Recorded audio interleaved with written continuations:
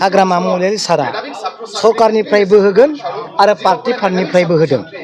बिनि ओंथियानो जाहैबाय दुखिया मानसिया फरायनायाव जेबो सिन्था खालामनो नाङा।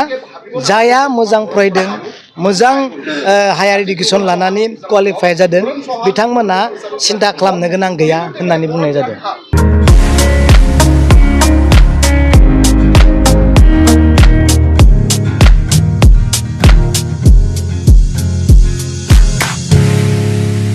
बिनि उद्देश्यआनो जाबाय जे दुखिया न'खरनि सोरबा मोजां फरायसाया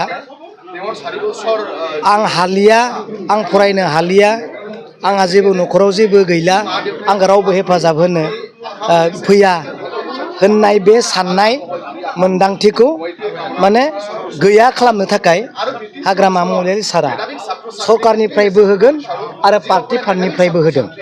बिनि ओंथियानो जाहैबाय दुखिया मानसिया फरायनायाव जेबो सिन्था खालामनो नाङा। जाया मोजां फरायदों, मोजां हायार इडुकेसन लानानै क्वालिफाइ जादों, बिथांमोना सिन्था खालामनो गोनां गैया होननानै बुंनाय जादों। दा बे फान्डखौ पार्टि फान्डनिफ्रायबो होनाय जादों आरो सरकारनिफ्रायबो होनाय जागोन। जायफ्रा हायार इडुकेसन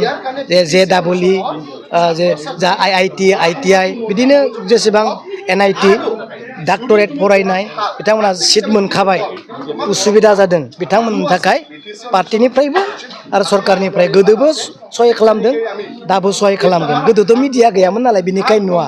दा मिडिया थानायखायसो नों आंहा नोंसोरनो दा ओंखारबाय नालाय, बिनिखाय माबा जायो आरो नुयो आरो गोदोबो खालामदों खिन्थु। औ बेनो दा जायफोरखौ जों दा फरायहोनो थाखाय पार्टिनिफ्रायबो सरकारनिफ्राय हेफाजाब होनो नागिरदों, बिथांमोनानो जोंनि सम्पति नङा होमबा? बिथांमोनानो जोंनि BTC आव थानाय जायफोर एडमिनिस्ट्रेटिभ सिस्टेमावनो होन, डाक्टर लाइनावनो होन, फोरोंगिरि लाइनावनो होन, केमिकेल लाइनावनो होन, IIT लाइनावनो गासैबो बिसोरनो मानसि जाना फैगोन, बिसोरनो जोंनि खामानिखौ मावगोन, बास।